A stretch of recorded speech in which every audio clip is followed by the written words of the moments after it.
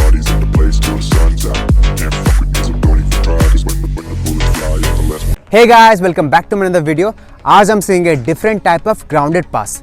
तो 5 तरीके के ग्राउंडेड पास बताए, तो स्टार्ट करें।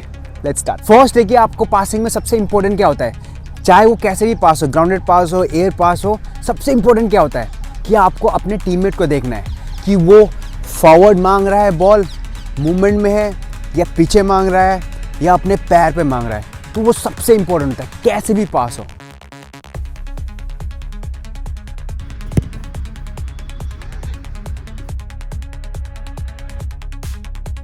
फर्स्ट करेंगे हम बेसिक पासिंग। तो ये बेसिक पासिंग तो सबको आना चाहिए क्योंकि ये 90% मैच में यूज होता है। फर्स्ट स्टेप है, जिस फुट से आप पास नहीं कर रहे हो बॉल के साइड में होना चाहिए। अगर आप राइट से पास कर रहे हो तो लेफ्ट वाला साइड में होना चाहिए, अगर लेफ्ट से पास कर रहे हो तो राइट वाला साइड में होना चाहिए। और थोड़ा सा डिस्टेंस होना चाहिए, ज़्यादा डिस्टेंस नहीं, हल्का सा डिस्टेंस होना चाहिए, ज़्यादा पास नहीं होना चाहिए। और ये पॉइंट टुवर्ड्स द टारगेट, जिसको पास करना है उसके तरफ पॉइंट होना चाहिए। सेकेंड स्टेप है, आपको एल बनाना है और पीछे से स्विंग करना है, ठीक है, यहीं से पास नहीं करना है और बॉल के सेंटर में मारना है। थर्ड स्टेप है, आपको ये वाले पार्ट में, इनसाइड वाले पार्ट में कनेक्ट करना है। फोर्थ स्टेप है, अगर आप राइट से पास कर रहे हो तो लेफ्ट हैंड उठाना है बैलेंस के लिए, और अगर पास में है तो यहीं से पास करना है, अगर दूर प्लेयर है तो थोड़ा सा स्विंग करके पास करना है।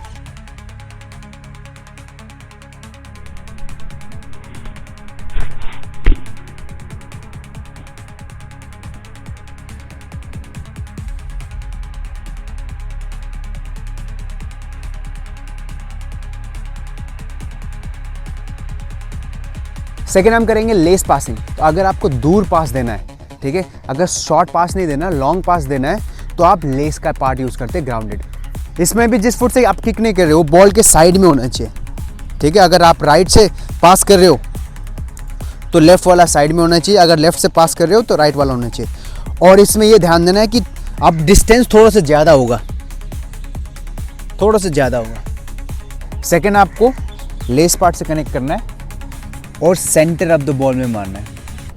थर्ड स्टेप है, किक करने के बाद ये पैर ऐसे आना चाहिए, ये स्लाइस होना चाहिए लाइक दिस, ये पैर ऐसे स्लाइस होगा यहाँ पर। फोर्थ स्टेप है, अगर आप राइट से पास कर रहे हो तो लेफ्ट हैंड उठाएं बैलेंस के लिए, और आपका बॉडी हल्का सा लेफ्ट की तरफ टिल्ट होगा, ठीक है। अगर आपको दूर पास करना है तो फिर पीछे से स्विंग करके लाना है, अगर थोड़ा सा पास में ही पास करना है तो फिर यहीं से पास करना है।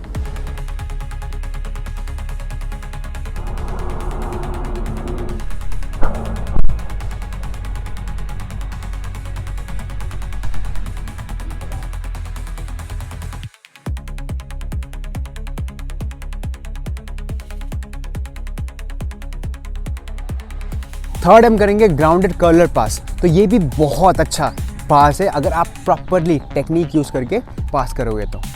इसमें भी फर्स्ट स्टेप है, जिस फुट से आप किक नहीं कर रहे हो बॉल के साइड में होना चाहिए और अभी दूर नहीं होना चाहिए, थोड़ा सा पास होना चाहिए। सेकेंड स्टेप है, आपको ये वाला पोर्शन यूज़ करना है, यहाँ से लेकर यहाँ तक ऐसे पोर्शन यूज़ करना है, और ये पैर ऐसे कर्ल होना चाहिए, पर ज़्यादा उठना नहीं चाहिए इसको, ये हल्का सा कर्ल होकर यहाँ तक आना चाहिए। थर्ड स्टेप है, आपको बॉल के सेंटर में कनेक्ट नहीं करना है, आपको लेफ़्ट साइड, बॉल के लेफ़्ट साइड, क्योंकि आपको कर्लर मारना है तो थोड़ा सा सेंटर से लेफ़्ट साइड आपको यहाँ पर कनेक्ट करना है। फोर्थ स्टेप है, अगर आप राइट से पास कर रहे हो तो लेफ्ट हैंड उठाना है बैलेंस के लिए, और आप किक करने के बाद लेफ़्ट की तरफ झुक के फिर मूव करना है।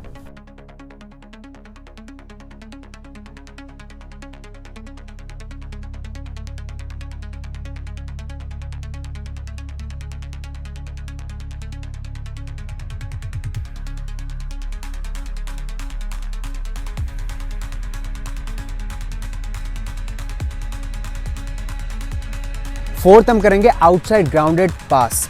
तो ये भी अगर प्रॉपरली टेक्निक यूज़ करोगे तो ये भी बहुत अच्छा पास है। इसमें फर्स्ट स्टेप है, जिस फुट से आप किक नहीं कर रहे हो वो बॉल के साइड में नहीं होना चाहिए, अब थोड़ा सा पीछे होना चाहिए, क्योंकि आप जब आउटसाइड किक करोगे तो ये पैर ऐसे आ सकता है। जब आप आउटसाइड किक करोगे तब पैर ऐसे आएगा, तो अगर आप साइड में रखोगे पैर तो यहाँ लग सकता है। फिर आपको आउटसाइड फुट से कनेक्ट करना है और बॉल के सेंटर में नहीं मारना है। अगर आप राइट से पास कर रहे हो आउटसाइड तो राइट साइड, हल्का सा राइट साइड में कनेक्ट करना है। अगर आप लेफ़्ट से मार रहे हो तो फिर बॉल के सेंटर से लेफ्ट साइड में आपको कनेक्ट करना है। सपोज थर्ड स्टेप है, आपको कनेक्ट करने के बाद ये पैर ऐसे होगा स्लाइस, थोड़ा सा ये कनेक्ट करने के बाद ये पैर ऐसे स्लाइस होगा। फोर्थ स्टेप है, अगर आप राइट से पास कर रहे हो तो लेफ्ट हैंड उठाना बैलेंस के लिए, और अभी किक करने के बाद बॉडी अपने राइट की तरफ झुकाना और मूव करना।